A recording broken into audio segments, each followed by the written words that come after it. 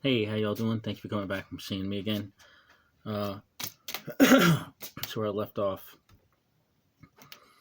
Yeah, the 3 months was going by pretty quick, and I did do some sacrificing, but like I said, it was fine by me at the time. I didn't have a problem with it because I spent most of my life alone. I don't have people. I don't really have friends. I have a few friends here and there. Closest friend lives in New York. I have cats, but they keep me company. But when I was working there, it was like the first time in a very, very long time where I started getting the semblance of a feeling like this could be my home. This could be something more for me. I'm not just going to wander around because, like, I've had like 60 jobs in my life easy. I have been to like 25 states, lived in many of them. I move around. I don't sit still. I've sit still here for this last thing, but my job wise, I moved around a lot of jobs. Um, but anyways, it was enjoyable for me at the beginning, and I started getting better at my job too. I was good at the building, and because of a meticulous nature, I got put on what do you call it, packing. So I started packing, and every model I treated like a fine piece of china because that made me nervous at first because I didn't have any experience in it.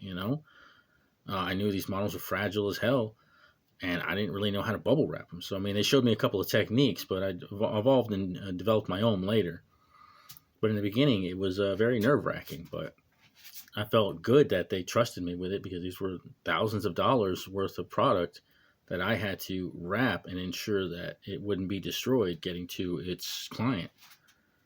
So that's what I did for a while after that. And then we started moving to, because I said we're moving stuff around, but then we started actually looking at locations and we checked out a couple strip mall locations and stuff like that. But there was this one home, like an actual home in a certain area that was allowing it to be used for a business as well. And I saw it. He kept saying that everybody said it was junk, and nobody thought it was a good idea. But he loved it instantly, and I was like, yeah, I'm the same way. I saw it because honestly, he didn't have to sell me on stuff because I could see it. I have vision. I've developed my vision. He said the same thing initially with the whole idea of it because he kept trying to push and sell the idea of creating the game store. And I'm like, yeah, no, I get it, man. It's a solid vision. I agree with it. And he's like, at first it was like he was expecting me to push back and tell him he was wrong. But I was like, I saw it. Same thing with the home. I thought it was a great choice. I thought it was the best choice of everything he showed. And like they said, it was a shithole though. It was trash. We gutted that place. It was interesting because like one of the most noting features was the double fireplace. It was 9 feet by 9 feet of a double brick fireplace right in the middle of the area. So that was a mess. But it had a kitchen that could be converted to the cafe. It had patios that could be created to rooms. It offered so much. Like it was an amazing place to walk through. It was unique. It was just this little gem out in the middle of nowhere. So yeah, I was like I said when I saw it, I was sold from day one. I'm like, hell, let's do this. Let's make this happen. I'm ready to get to work on it, and it was work. Man, it was work. I thought I was doing I thought I was doing freaking work with the his house because we did. It was like general contractor work we did and his rental properties, but this was legit. This was the complete and total renovation of a home, a multi-level home, like 3,500 square feet. I think it ended up being in the end. 3,500 square feet, sorry. I don't know. I feel like that's what he said, somewhere around there. Don't quote me on it because I'm not 100% sure. But it was a lot of space. Tearing out floors, tearing it down to the bones, man. The fireplace. Like, didn't you hear me? A 9 foot by 9 foot double brick fireplace. Having to tear it out by hand. There was he was using the jackhammer, but to pull that stuff out, the majority of the work I did was sledgehammer, hit the wall, pull brick out with a crowbar. It was pain, man. It sucked. Over half the scars on my body came from the 3 years working there. I got scars all over my body from that place because, again, it was freaking hardcore general contracting work. But like I said, it was it was nice at the time. It was hard work. I was exhausted. Pay was all right. It was pay, but it wasn't about that, man. It was about being a part of something that was new. being a part of something that I could see growing into something amazing. Because, like I said, there were no elephants in the room we were walking into. He had the opportunity to be the big white whale. And I was along for the ride, so I was down with it. And from that process, he bought the place and we moved in. Was it January? I think he bought it Christmas Eve of December 2021. Moved in January 2022.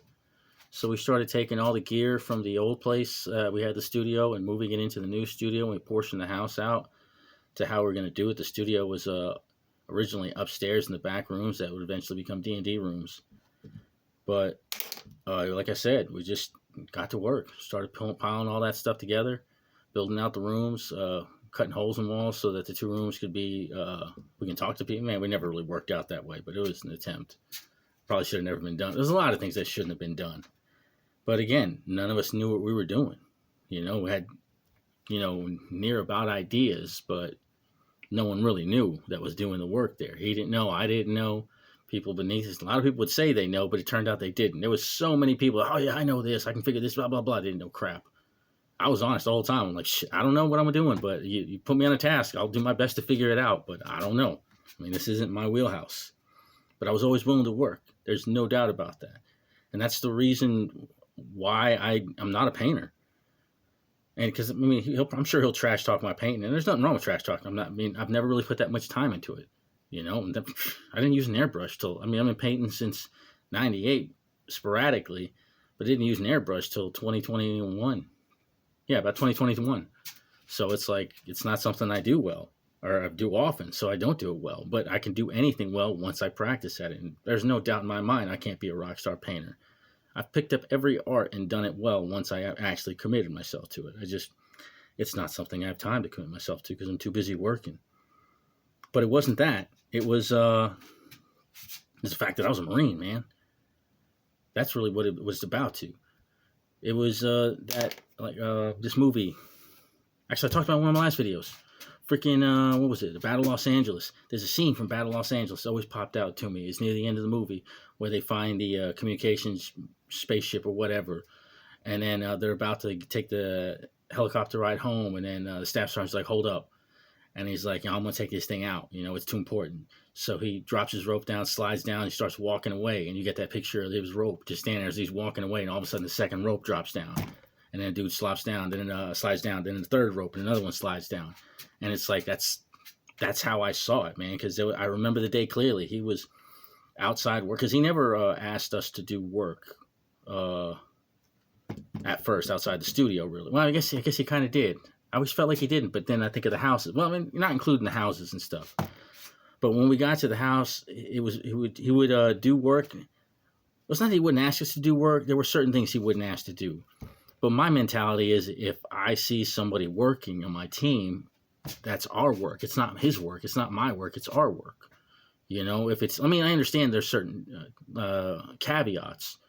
But if he's just doing day labor work, like building something, a structure or like a box of something, and he needs help, I'm going to jump in and help. And I kept doing that. Every time that I saw him working, I would step in and help. He didn't need to ask me because, like I said, it's my Marine mentality.